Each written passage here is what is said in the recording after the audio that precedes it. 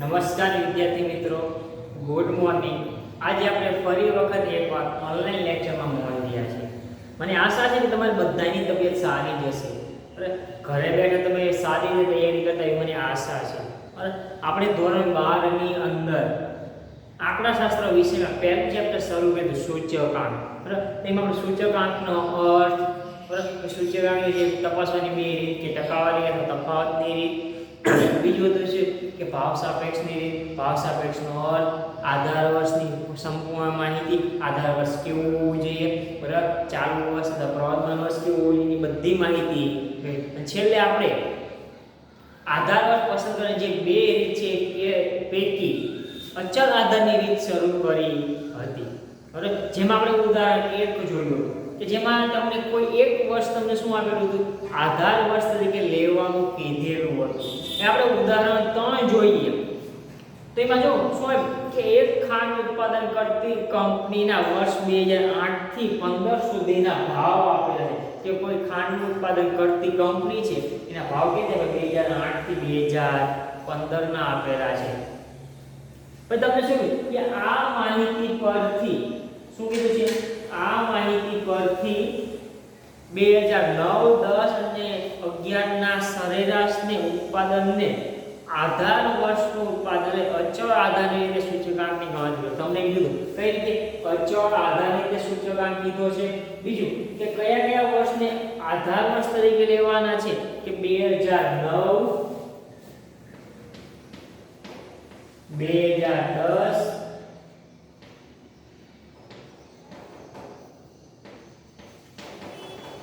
અને 2011। શું કીધું 2009, 10 અને 11 ની જે કાંઈ ઉત્પાદનને સરેરાશને આધાર વર્ષ તરીકે તમારે શું કરવું પડશે, એની સૌથી પહેલા સરેરાશ કાઢવી પડશે। તો સરેરાશ જોઈએ કયા વર્ષ કીધા છે 2009 એટલે કે 1996 થી આ ત્રણ દિશામાં શું કરવાની છે, સરેરાશ કાઢવાની છે। અને તમે કરશો 196 પ્લસ 202 પ્લસ 214 ભાગ્યા 3 કરશો ને માહિતી સરેરાશ કાઢતા આવડે 200 200 400 596 બરોબર છે 596 પછી 600 602 ભાગ્યા 3 થશે ને આટલું કે નહીં થાય, શું થશે બધાનો સરવાળો 500 596 600 610 અને 612 બરોબર છે, થશે ને એટલો એટલે બધાનો સરવાળો 612 થશે ભાગ્યા 3 બરાબર છે। અને ભાગાકાર કરશો એટલે 2 0 4 કેટલું આવશે આધાર વર્ષની કિંમત, અચળ આધારની કિંમત કેટલી લેવાની છે 204 રૂપિયા લેવાની છે। બરોબર છે, ખ્યાલ આવી ગયો। આ સરેરાશની મેં તમને કીધું હતું કે કાલે થિયરી ભણેલા કે ક્યારેક તમને આધાર સીધું આપેલું હોય, ક્યારેક તમને આધાર ન આપે તમને શું લે કે સરેરાશ લેવાનું કે તો 204 અને તમારે કઈ રીતે અચળ આધારની રીતે સૂચકાંક ગોતવાનો છે। એટલે I બરાબર શું થશે યાર, શું થશે P1 છેદમાં P0 ગુણ્યા 100 થશે ને સૂત્ર, બરોબર છે। શું થશે I સૂચકાંકનું સૂત્ર P1 છેદમાં P0 ગુણ્યા 100 એટલે તમે શું કરશો 186 છેદમાં 204 લેવાના, જોયો સરેરાશ કીધી છે ગુણ્યા 100 બરોબર છે। અને તમે ગણતરી કરો એટલે 51.18 આવશે।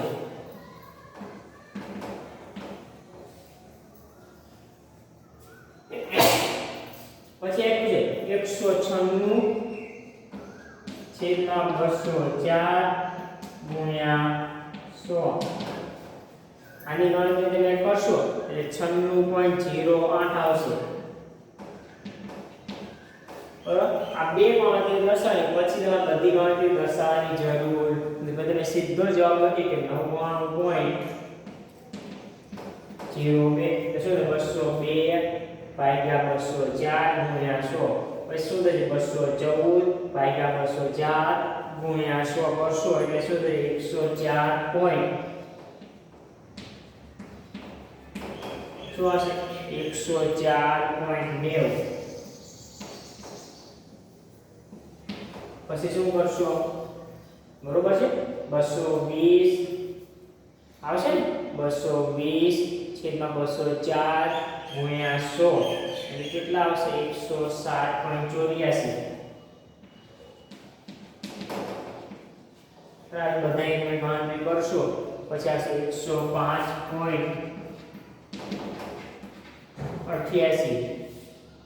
પછી આવશે 110.78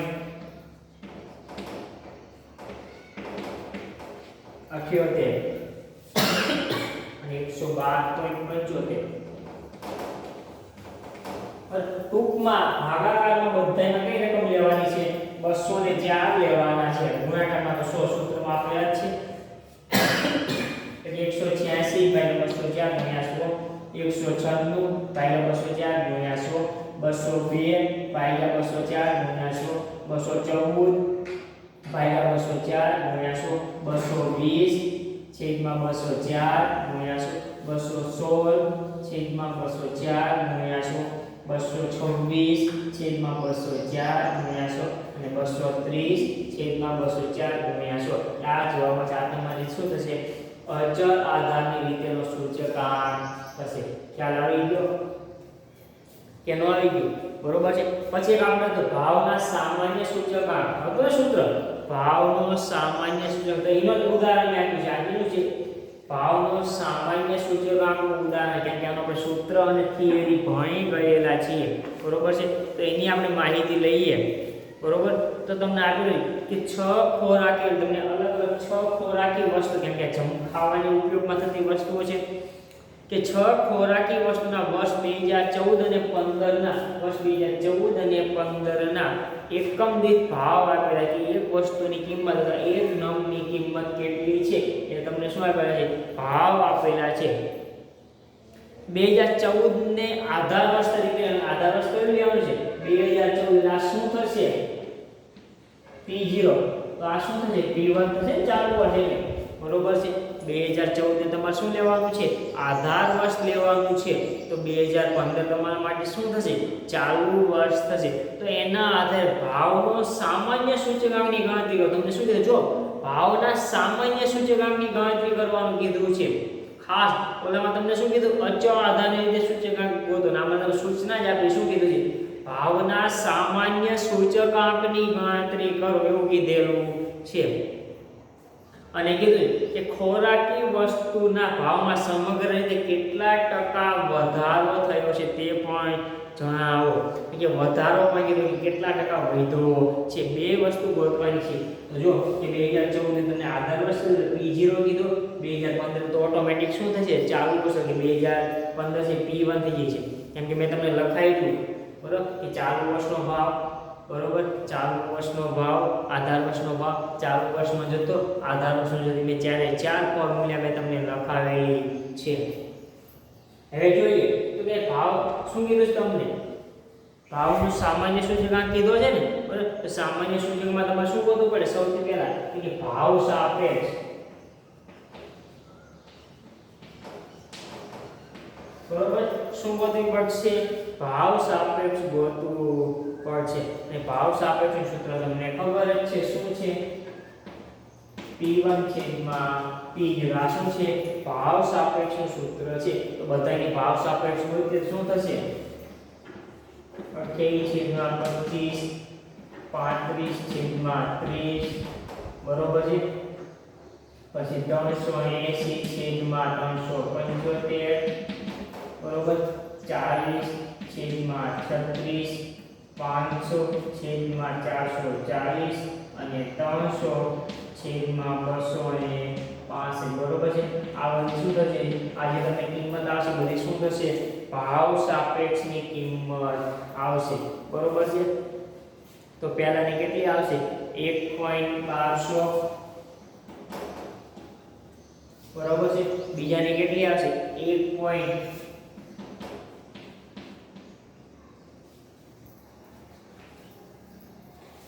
લીધે થોડી ખુશી નાખું બરોબર સરખી લખાઈ નથી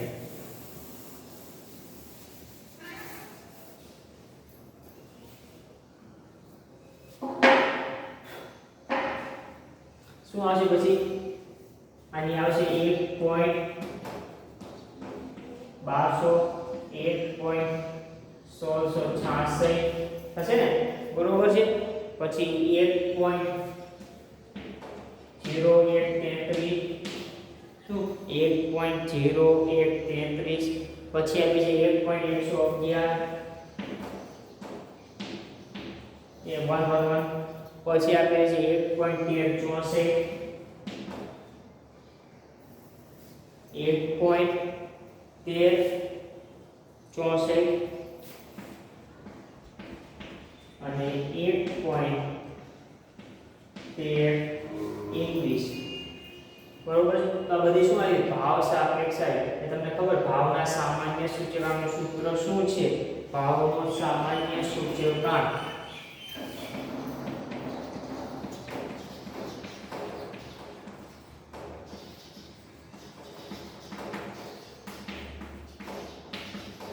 શું છે સિગ્મા p1 છેદમાં p0 છેદમાં n ગુણ્યા 100 બરાબર આવું સૂત્ર છે ને તો સૌથી પહેલા તમારે સિગ્મા p1 છેદમાં p0 એટલે આ બધાયનો સરવાળો કરવો પડશે તો આ બધાયનો સરવાળો કેટલો થશે આ બધાયનો સરવાળો એ 6.6755 કેટલો આવશે 6.6755 અને ક્યાં મૂકશું આયા મૂકશું 6.6755 છેદમાં n કેટલી સંખ્યા તો કે 1 2 3 4 5 ને 6 સંખ્યા એટલે છેદમાં 6 ગુણ્યા 100 પર આની તમે ગણતરી કરશો એ 111.33 જવાબ આવશે 111.33 બરાબર આ તો ખાલી શું ભાવનો સામાન્ય સૂચકાંક આવ્યો તમને શું કીધું કે ભાવમાં થતા ટકાવારી ફેરફારની પણ સરખામણી કરવી કેટલા ટકા વધારો થયો છે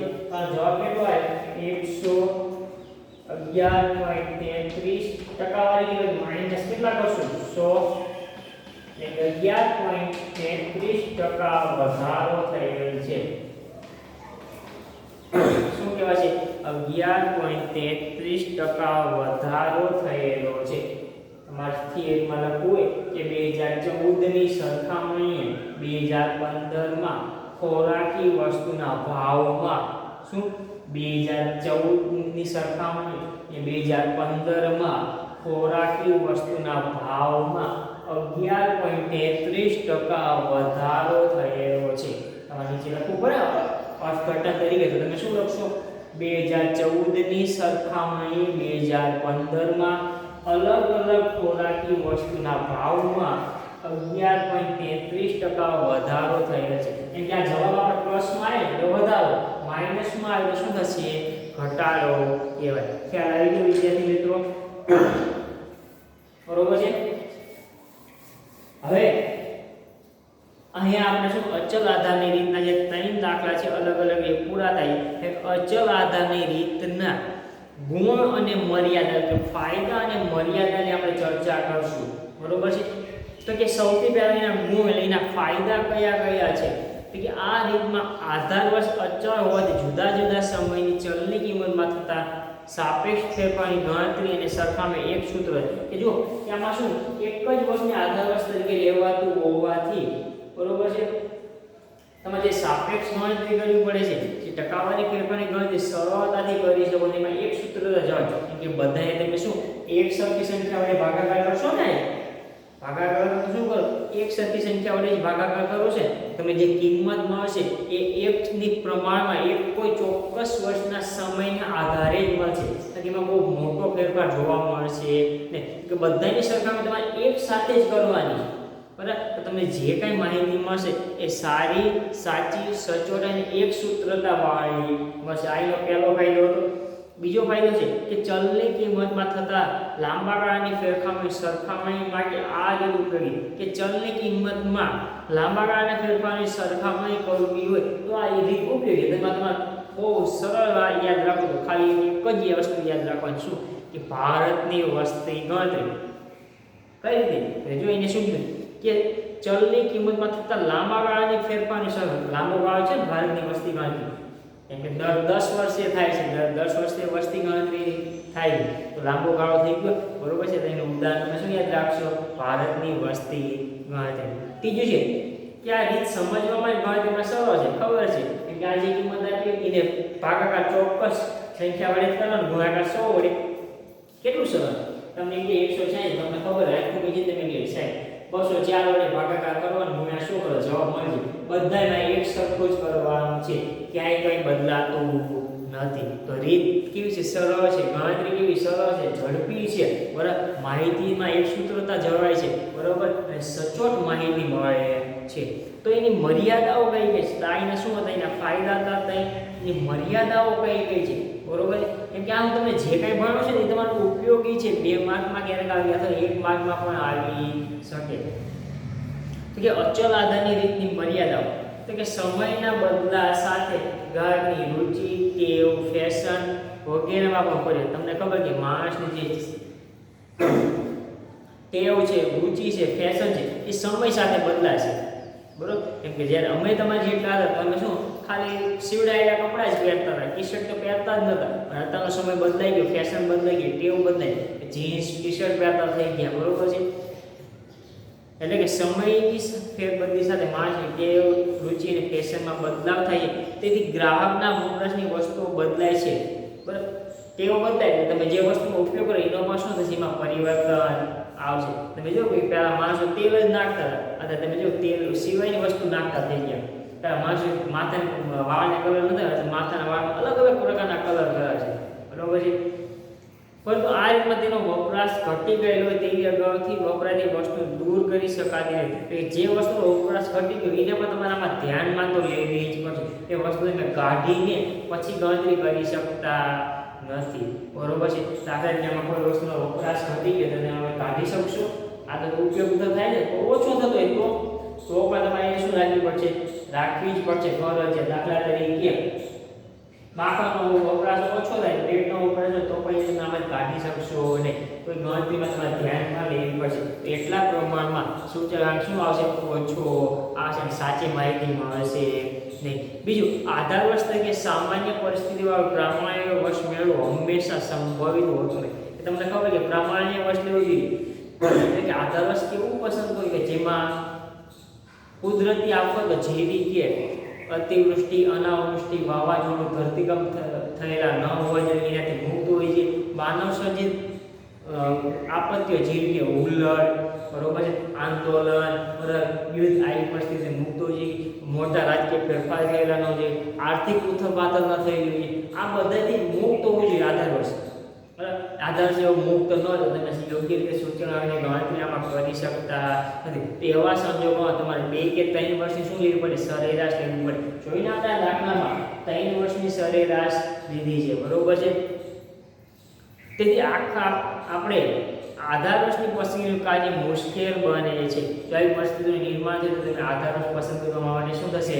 મુશ્કેલી ભરી બને. જો આધાર વર્ષની પસંદગી યોગ્ય રીતે ન થાય તો સૂચકાંકની વિશ્વસનીયતા ઘટે. તમે આધાર વર્ષ સાચું પસંદ ન કરશો તો સૂચકાંકની તમે જે કંઈ માહિતી મેળવવા માંગો છો એ સાચી મળશે નહીં, બરોબર છે. ત્રીજું કે ચલની કિંમતમાં થતા ટૂંકા ગાળાના ફેરફાર સરખાવવા આ રીત અનુકૂળ નથી. એ ચલની રીતમાં જે ટૂંકા ગાળાના ફેરફાર છે આમાં થોડો ફેરફાર છે, આમાં થોડો, બરાબર. તો બધાની તમે સરખામણી કેની સાથે કરો? એ 240 સાથે જ કરી. બધાની સરખામણી તમે શેની સાથે કરી? 240 સાથે. તમે આ બે જો કેટલો ફેરફાર થયો? તમે કે સાહેબ 10 નો, આમાં તમે કે જોઈ કે સાહેબ 8 નો, આમાં જોઈને તમે એમ કહેશો શું થશે? બરોબર. તમે કે સાહેબ 12 નો, કે આમાં પછી 6 નો, કે આમાં સાહેબ ઘટા પાછા 4, બરોબર. પછી આમાંથી 10, આમાં 4. તો ટૂંકા ગાળાનું થયું જે અચલ આધારની રીતમાં શક્ય નથી. એમાં તમે બધે કેટલા લીધા? 204 લીધા, બરોબર. એટલે કે ટૂંકા ગાળાની જે ફેરફારો થાય છે એ આ રીતમાં અનુકૂળ નથી. ચોથું, પસંદગી પામેલ વસ્તુની ગુણવત્તામાં ફેરફાર થતા રહે છે, બરોબર. તમે જે કાંઈ વસ્તુ પસંદ કરી એમાં શું સતત ફેરફાર થતો હોય, ક્યારેક દૂધ વધી જાય વેચાણ, ક્યારેક દૂધનું વેચાણ, ક્યારેક ઘીનું વેચાણ વધી જાય, ક્યારેક માખણનું વેચાણ વધી જાય. તમે જે વસ્તુ પસંદ કરી છે બરાબર એની ગુણવત્તામાં ફેરફાર થતો હોય છે. કે તમે ગમે ત્યાંથી ઘી લો બધું એકસરખી ગુણવત્તાનું આવશે, તમે ગમે ત્યાંથી ચીઝ લો એકસરખી ગુણવત્તાનું આવશે, તમે ગમે ત્યાંથી દૂધ લો એકસરખી ગુણવત્તાનું આવશે ના. બધી ગુણવત્તાનું પ્રમાણ કેવું હશે? અલગ અલગ પ્રકારનું હોય છે, બરાબર. પસંદગી પામેલ વસ્તુની ગુણવત્તામાં સતત ફેરફાર થતો રહે છે, તેથી તેમના ભારમાં જરૂરી ફેરફાર કરવાનો આ પદ્ધતિમાં શક્ય. તમે જો કે આને ભાર આપવો પડે, એનું મહત્વ કેટલું છે એ તમારે દર્શાવવું પડે. આમાં તમે મહત્વ દર્શાવી શકતા નથી. તમે કહો છો કે ઘી વધારે મહત્વ, કઈ રીતે ખબર પડે, બરાબર. તમે ચીજ વધારે મહત્વ ખબર, એમ કે તમે નંબર આપો કે આ નંબર પહેલો, બીજો, ત્રીજો, ચોથો, એવામાં ભાર આપવાનું શક્ય નથી. એટલે આ રીતમાં તમે શું કહી એ ગુણવત્તાનું ચોક્કસ માપ મેળવી શકતા નથી. અને છેલ્લું, બહુ જ લાંબા ગાળાનું ભૂતકાળનું આધાર તરીકે પસંદ લેવામાં આવ્યું હોય તો સરખામણી યોગ્ય કરી શકાય. તો બહુ ભૂતકાળના વર્ષની તમે ગણતરી ધ્યાનમાં લો. દાખલા તરીકે હું એમ કહું કે 2021 ચાલે છે, મારા ગણતરી માટે આધાર વર્ષ 1990 લેવું છે, અને મને જે માહિતી મળશે સાચી અને સચોટ માહિતી મળશે ના, શક્ય જ નથી. વધી વધુ આધાર વર્ષ જૂના ભૂતકાળનું વધી કેટલું લે, વધી 2008 કે 9 એનાથી જૂનું આધાર વર્ષ તરીકે હું પસંદ કરીશ નહીં, બરાબર. એટલે બહુ જ લાંબા ભૂતકાળનું વર્ષ આધાર વર્ષ તરીકે પસંદ લેવામાં આવેલું હોય અને તમે સરખામણી કરો તો તમને જે માહિતી મળશે એ સાચી કે સચોટ મળશે નહીં, બરાબર છે વિદ્યાર્થી. તો આ હતી આપણી અચલ આધારની આખી રીત, જેમાં આપણે 3 રીતના દાખલા જોયા, બરાબર છે. એના લાભ અને મર્યાદા એટલે ગુણ અને ફાયદાની પણ વિગતવાર આપણે ચર્ચા કરી, બરાબર છે. વિડીયોને લાઈક કરો, વિડીયોને શેર કરો. આપણે આજે અહીં સુધી જ રાખીએ છીએ. આના પછીના લેક્ચરની અંદર આપણે પરંપરિત આધારની રીત, બરાબર, એના દાખલાની અને એના ગુણ અને ફાયદાની માહિતી મેળવીશું. પછી તમને એના પછી જે લેક્ચર એમાં તમને શું બેના દાખલા પાકા ચોપડામાં લખવા માટે આપીશું, બરાબર છે. તો આપણે અહીં સુધી આજે રાખીએ. આવજો, ટાટા, જય ભારત.